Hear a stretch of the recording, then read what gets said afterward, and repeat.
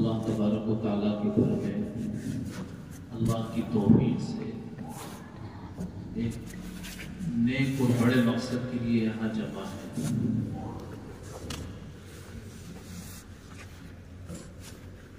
مسجد کے نظام کو دیکھ کر، آس پاس کی صفائی ستھرائی کو دیکھ کر اندازہ ہوا کہ آپ حضرات نے، بستی کے لوگوں نے بڑی محنت کی ہے آج کی اس مجلس کو منعقد کرنے کے لیے۔ جس نے جیسی محنت کی، جس نے جیسی قربانی کی، اللہ تبارک و تعالیٰ کے علم میں ہے۔ اللہ تعالیٰ اپنے شایان شان ہر ایک کو بہتر سے بہتر بدل نصیب فرمائے۔ عصر کے بعد تعلیم جب ہو چکی تو ایک بچی کا قرآن پاک مکمل ہوا، تو اس سے یہاں کی مکتب کی تعلیم کا بھی اندازہ ہوا۔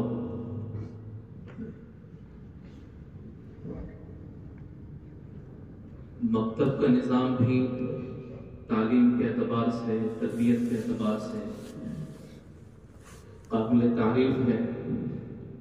اللہ تعالیٰ یہاں کے امام صاحب، مدرس عزیز مولوی دوست محمد صاحب سلم کو ان کو اسم بامسمہ بنا دیں اور ان کو محمد کا دوست ہی بنا دیں۔ ان مجلسوں کا فائدہ کیا ہوتا ہے؟ ان مجلسوں سے، ذکر کی ان مجالس سے، اللہ والوں کے آنے سے، ان مذاکروں سے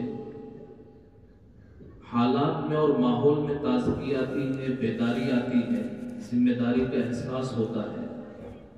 اس سے پہلے والی جو مجلس تھی منجسر میں ہوئی، صبح وہاں کے مدرس مولوی محمد یوسف صاحب حضرت قاری صاحب کو کارگزاری دے رہے تھے کہ پچھلی مجلس کے بعد الحمدللہ مسجد میں آنے والوں کی تعداد میں اضافہ ہے، نمازیوں کی تعداد میں اضافہ ہے، اور بستی کے لوگوں کو پہلے سے زیادہ فکر ہے کہ مکتب کی تعلیم بھی بہتر ہو، زیادہ سے زیادہ بچے بھی آ رہے ہیں اور بچیاں بھی آ رہی ہیں۔ تو ان مجالس کا فائدہ بھی یہی ہے کہ تازگی آئے، ذمہ داری کا احساس ہو، جو کمیاں ہیں ان کمیوں کو دور کرنے کی فکر ہو۔ اللہ تعالیٰ اس مقصد کے اعتبار سے اس مجلس کو بھی بامراد فرمائے۔ ہماری اور آپ کی کامیابی اس میں ہے کہ اللہ تبارک و تعالیٰ ہم سے راضی ہو جائے، لہذا دنیا میں رہتے ہوئے ہمیں اور آپ کو اور دنیا کے تمام انسانوں کو، بالخصوص مسلمانوں کو، یہ کوشش بھی کرتے رہنا چاہیے کہ ہمارا ہر عمل اللہ کو راضی کرنے والا ہو۔ اللہ کو راضی کرنے والا عمل، اس کی تاثیر دنیا میں بھی ہے اور آخرت میں تو اس کا اثر ہے ہی، دنیا میں بھی اس کی تاثیر ہوتی ہے۔ جو کام بھی ہم کریں، بظاہر ہمیں وہ دنیا کا کام لگ رہا ہو، لیکن اگر وہ کام ہمارے لیے نقصان دہ نہیں ہے اور ہم اس میں اللہ تبارک و تعالیٰ کو راضی کرنے کی نیت کر لیں، تو وہ کام دین کا ہو جاتا ہے اور اللہ اس سے راضی بھی ہو جاتا ہے۔ اللہ نے ہر ایک کو اولاد دی ہے، جو محروم ہے اللہ انہیں نصیب فرمائے۔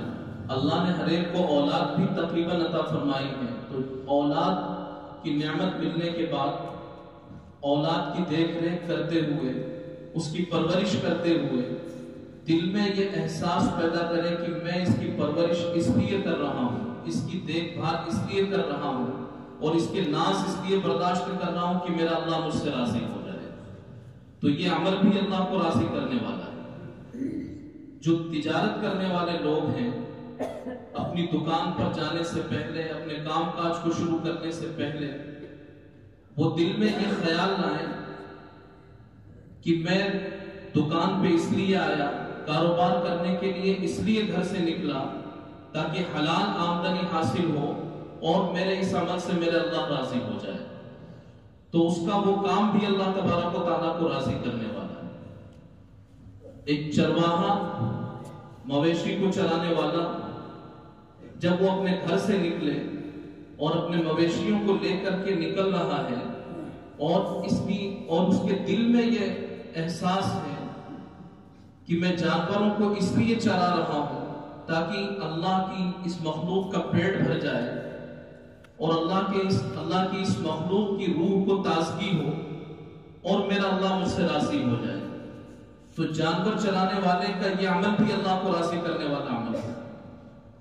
جو کھیتی کر رہا ہے اور کھیتی کرتے ہوئے کبھی سورج کبھی دھوپ کی تپش ہے اور کبھی ٹھنڈی ہواؤں کی وجہ سے زحمت ہو رہی ہے، لیکن وہ تمام تکلیفیں برداشت کرتے ہوئے اپنی نیت کو تھوڑا سا درست کر دے. نیت یہ تو ہوتی ہے کہ فصل اچھی ہو جائے تو آمدنی اچھی ہوگی، لیکن اسی میں نیت یہ ہو جائے کہ فصل اچھی ہو تو حلال آمدنی مجھے مل جائے تاکہ میں حرام سے رک جاؤں اور میرا اللہ مجھ سے راضی ہو جائے. تو یہ کام بھی اللہ تبارک و تعالیٰ کو راضی کرنے والا ہے.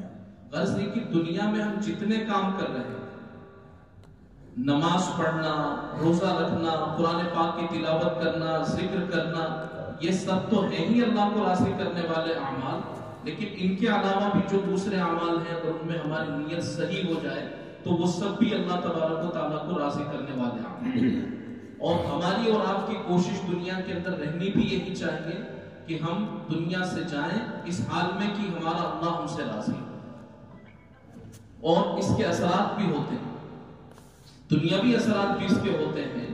اللہ تبارک و تعالیٰ ان اعمال کی وجہ سے جو اللہ کی رضامندی کے لیے کیے گئے وہ دنیا کی مصیبتوں سے بھی نجات عطا فرماتا ہے. علماء یہاں بیٹھے ہوئے ہیں.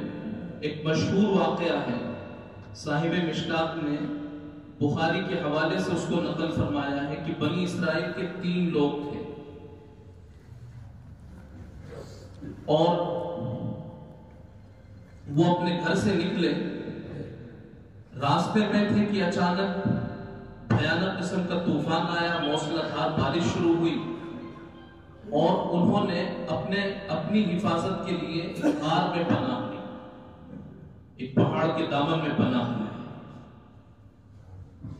پہاڑ کے اوپر سے ایک چٹان لڑکتی ہوئی آئی اور جس غفا میں جس غار میں یہ چھپے ہوئے تھے اس کے منہ پر وہ چٹان آ کر کے رک گئی.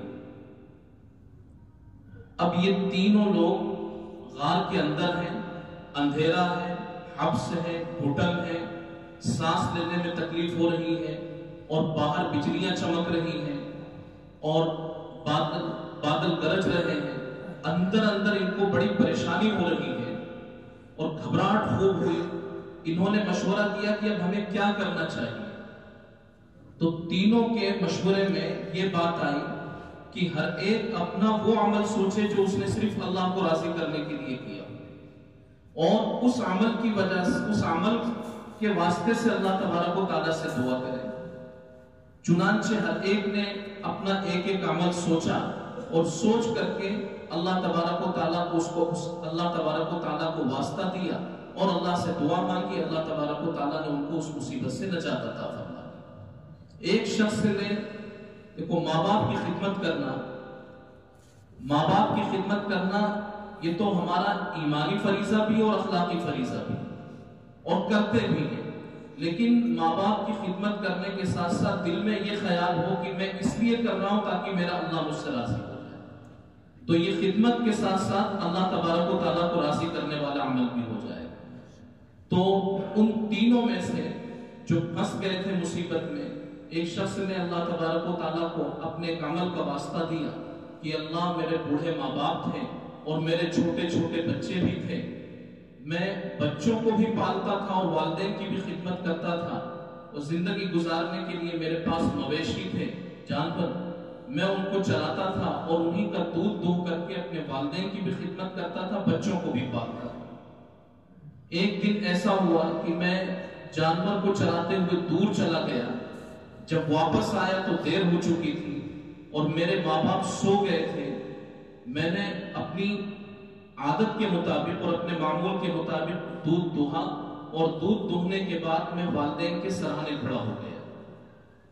اس آرام سے سو رہے ہیں تو ان کے سر رکھنے کی جگہ پر ان کے سر کی طرف میں کھڑا رہا اور میرے چھوٹے چھوٹے بچے وہ میرے قدموں میں گرے جا رہے ہیں، بھوک کی وجہ سے وہ بلک رہے ہیں، لیکن روزانہ میں پہلے اپنے والدین کو پیش کرتا تھا، اس کے بعد اپنے بچوں کو دودھ پیش کرتا تھا۔ آج والدین سو چکے تھے تو میری طبیعت نے اس کو گوارا نہیں کیا کہ اپنے والدین سے پہلے اپنے بچوں کو پلاؤں۔ والدین سوتے رہے، میں کھڑا رہا، بچے بلکتے رہے، بالآخر بچوں کو بھی نیند آ گئی، صبح ہو گئی، بچوں کو بھی نیند آ گئی، اور والدین سوتے رہے، بچے بھی بلک کر کے سو گئے، میں کھڑا رہا، اسی حال میں صبح ہو گئی، لیکن نہ تو اس دودھ کو میں نے پیا، نہ اپنے بچوں کو پلایا، بس یہی چاہا کہ پہلے میرے والدین پیئے۔ اے اللہ، میں نے یہ جو کچھ کیا تھا تیری رضا کے لیے کیا تھا۔ اے اللہ، اگر میرا یہ عمل تیری بارگاہ میں قبول ہے تو یہ جس مصیبت میں ہم پھنسے ہوئے، اس مصیبت سے ہمیں نجات عطا فرما۔ تو وہ چٹان جو غار کے منہ پر آ گئی تھی، اس اللہ کے بندے کے اس دعا کی وجہ سے اور اس نیک عمل کا واسطہ دینے کی وجہ سے وہ چٹان تھوڑی سی ہٹی اور باہر کا منظر دکھائی دینے لگا، ہوا آئی، ان کو راحت ملی۔ دوسرے شخص نے اللہ تبارک و تعالیٰ کو اپنے ایک عمل کا واسطہ دیا کہ اللہ، ہمارے خاندان کی ایک لڑکی تھی اور مجھے اس سے محبت ہو گئی تھی، اور میں اس کی محبت میں گناہ تک پہنچنے کا ارادہ بھی کر چکا تھا، تو مجھ سے اللہ کی اس بندی نے کوئی شرط رکھی کہ میری یہ شرط منظور کرو، اتنی رقم مجھے لا کر کے دو، اس کے بعد میں تمہیں قریب آنے دوں گی۔ میں اس کی محبت میں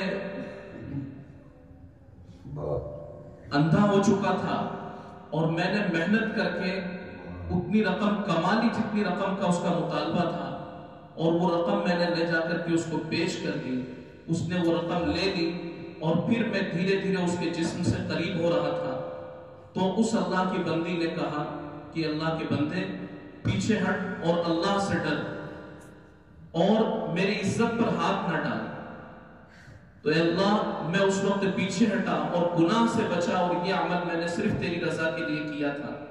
اگر یہ میرا عمل تیری بارگاہ میں قبول ہے اور تو راضی ہے تو اللہ، جس مصیبت میں ہم الجھے ہوئے، اس مصیبت سے ہمیں چھٹکارا عطا فرما دے۔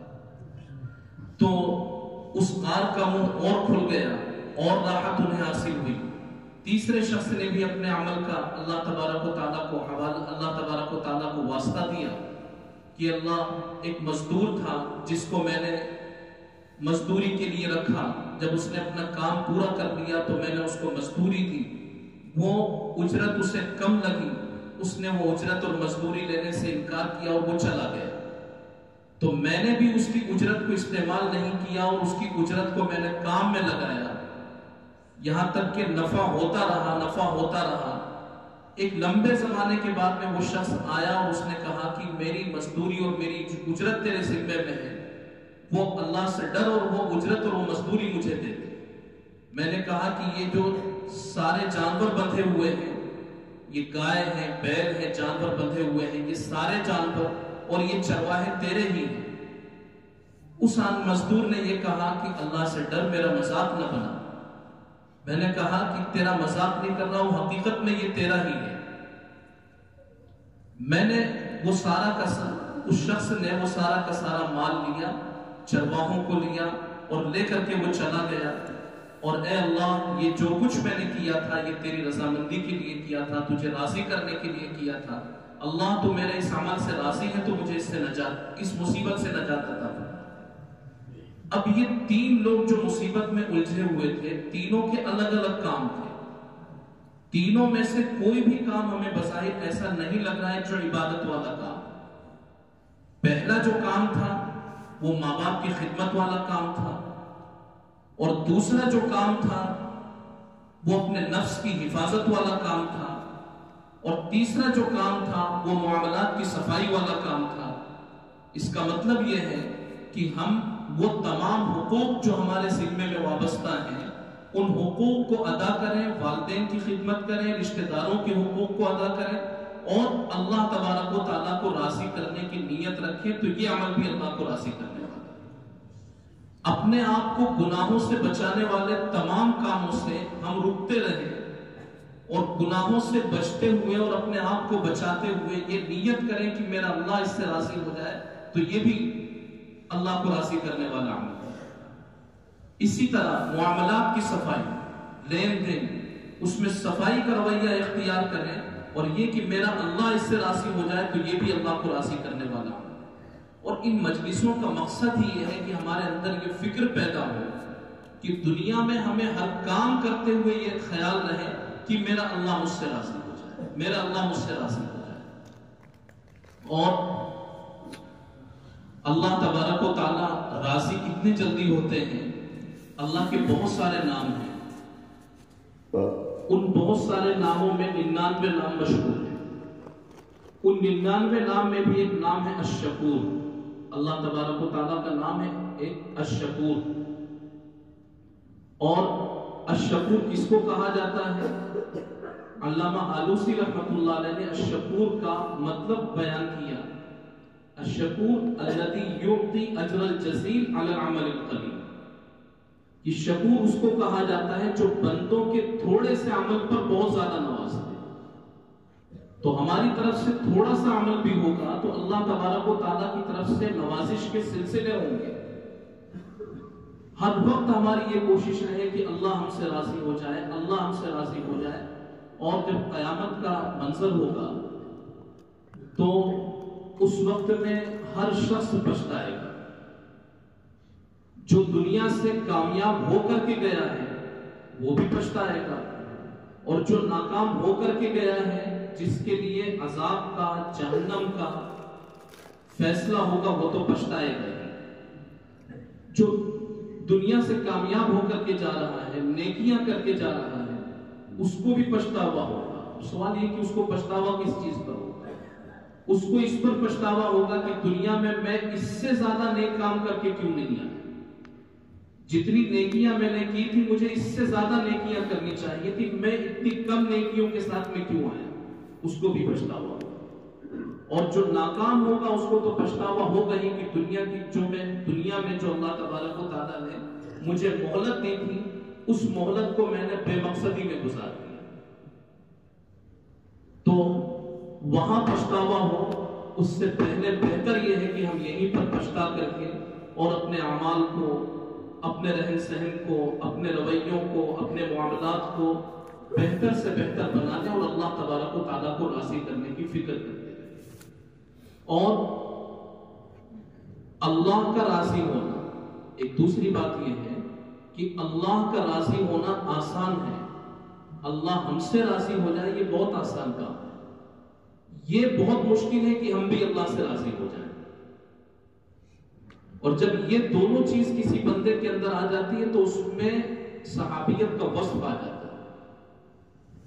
رضی اللہ عنہم ورضوا عنہ. صحابیت کی شان ہی یہ ہے کہ اللہ بھی ان سے راضی اور وہ بھی اللہ سے راضی. تو اس دنیا میں رہ کر کے جیسے ہم یہ فکر کریں کہ میرا اللہ مجھ سے راضی ہو جائے اور میرا ہر عمل اللہ تبارک و تعالیٰ کو راضی کرنے والا ہو، تو یہ بھی احتساب کرنا چاہیے کہ میں بھی اپنے اللہ سے راضی ہوں کہ نہیں. جو معاملہ بھی ہمارے ساتھ میں گزر رہا ہو، کبھی ایسا ہو سکتا ہے کہ گھر میں اچانک کسی کی موت ہو گئی، موت کے بعد اور موت ہو گئی، قرضہ ہو گیا، کوئی مقدمے میں الجھ گیا، کسی کا ایکسیڈنٹ ہو گیا، کاروبار میں خسارہ ہو گیا. اب یہ سب چیزیں آ رہی ہیں. جب اس طرح کے حالات آتے ہیں اور حالات پہ حالات کسی شخص پر آتے ہیں تو فوراً وہ شکوے شروع کر دیتا ہے.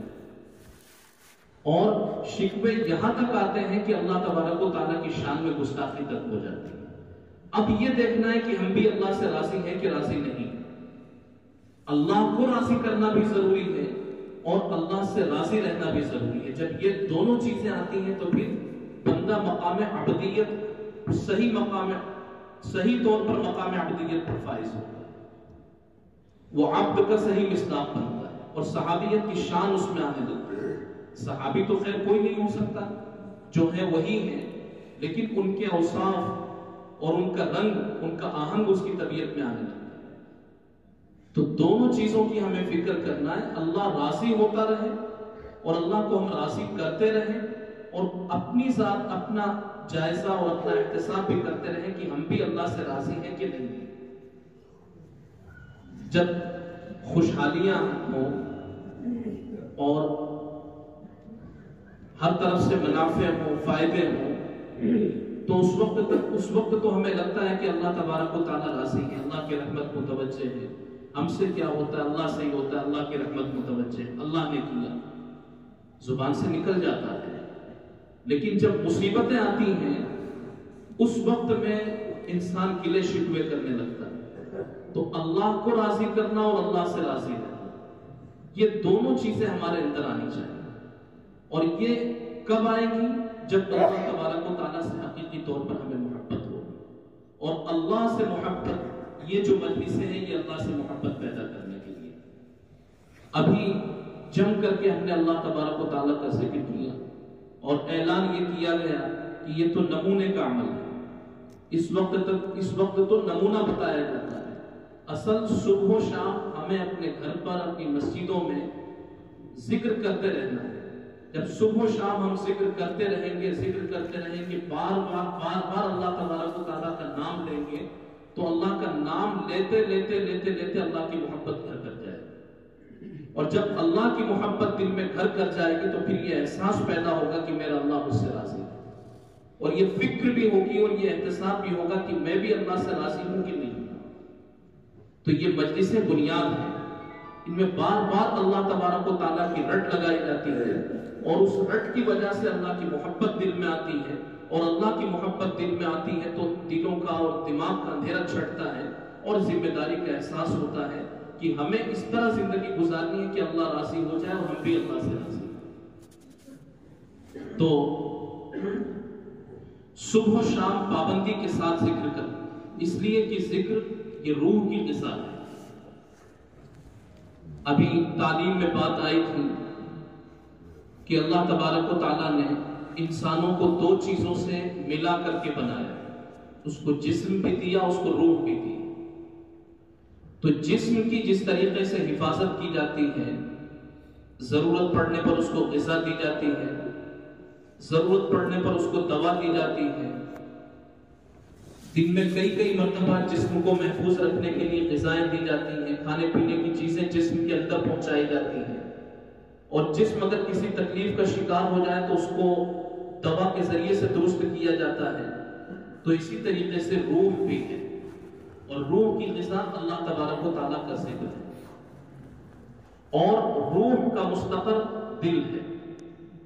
جو دل اللہ اللہ اللہ کی رٹ سے اور اللہ کی صداؤں سے آباد رہتا ہے وہ دل زندہ رہتا ہے، اور جو دل اللہ اللہ کی صداؤں سے محروم رہتا ہے وہ دل مردہ ہو جاتا ہے، اور جب دل مردہ ہو جاتا ہے تو پھر شیطان کے ڈیرے دلوں کے اندر جمتے ہیں، پھر گناہوں کے اڈے دلوں کے اندر جم جاتے ہیں، پھر انسان کبھی نفس کی، کبھی خواہشات کا شکار ہوتا ہے، کبھی نفس سے مغلوب ہو جاتا ہے، کبھی کسی گناہ کی طرف لپکتا ہے، کبھی اپنی زندگی سے مایوس ہو جاتا ہے، کبھی بہکی باتیں کرنے لگتا ہے، ایک لمبا زمانہ ہو جاتا ہے مسجد تک نہیں جا پاتا، وہ بچوں کو دیکھ کر کے اسے غصہ آتا ہے، بیوی کو دیکھ کر کے اسے غصہ آتا ہے، ماں باپ کو کبھی برا بھلا کہتا ہے، یہ اس لیے کہ اس کا نفس کنٹرول میں نہیں، اس نے نفس کو اور دل کو اس کی غذا نہیں دی۔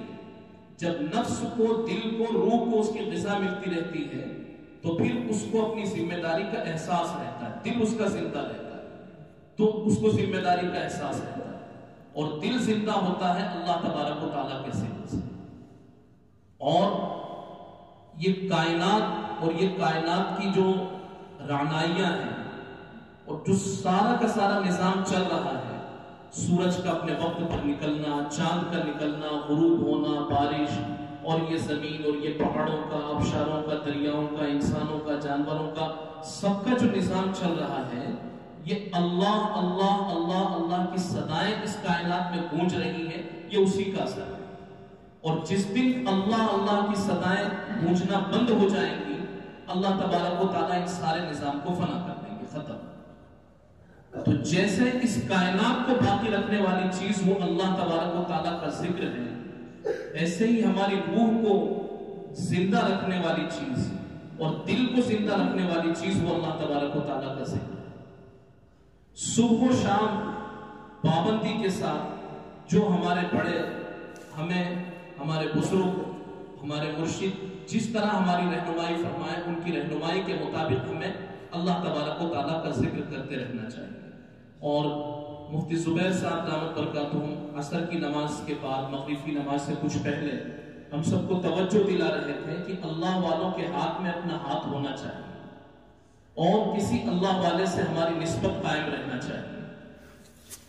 انہوں نے اشارہ فرمایا تھا حضرت کی طرف اور ہم سب سے یہ درخواست کی تھی انہوں نے کہ جن کا ابھی تک تعلق نہ ہو، بیعت نہ ہوئے ہو، تو ہاتھ میں ہاتھ دے کر کے اپنا تعلق استوار کریں، بیعت ہو جائیں۔ اس کے بڑے فائدے ہوتے ہیں، اس کے فائدے یہی ہیں کہ یہ اللہ والے، ہم تو غفلت کی نیند سو رہے ہیں، لیکن ان اللہ والوں کے ہاتھ میں جب ہمارا ہاتھ ہوتا ہے تو اس وقت جب کہ ہماری نیند گہری ہوتی ہے، صبح صادق کا وقت ہوتا ہے، نیند گہری ہو جاتی ہے، اس وقت میں یہ اللہ والے اٹھ کر کے اپنے سلسلوں کے تمام لوگوں کے لیے نجات کی، مغفرت کی، عافیت کی، صحت کی، تندرستی کی، کامیابی کی دعائیں مانگتے رہتے ہیں۔ اور ان کی دعاؤں کی وجہ سے دنیا کا یہ جو ہمارا سلسلہ ہے، یہ سلسلہ بھی کامیابیوں سے ہمکنار ہوتا ہے، اور ان کی شفاعت سے، اللہ والوں کی شفاعت سے آخرت میں بھی ہمارا کام بن جائے۔ تو ان مجلسوں کا مقصد ہمیں سمجھنا چاہیے، ان مجلسوں کا مقصد یہی ہے کہ اللہ کی محبت ہمارے دل کے اندر پیدا ہو جائے اور ذکر اللہ کرنے کی عادت ہماری بن جائے، تاکہ دل ہمارا زندہ ہو، اور دل زندہ ہو تو ہمیں اپنی ذمہ داریوں کا احساس ہو، اللہ ہم سے راضی ہو جائے اور ہم بھی اللہ سے راضی رہیں، یہ احساس ہماری طبیعتوں کے اندر آ جائے۔ یہی مجالس کا مقصد ہے۔ اللہ تبارک و تعالی ہم سب کے مل بیٹھنے کو قبول فرمائے اور کہنے سننے سے زیادہ اللہ ہم سب کو عمل کی توفیق نصیب فرمائے۔ وآخر دعوانا ان الحمدللہ۔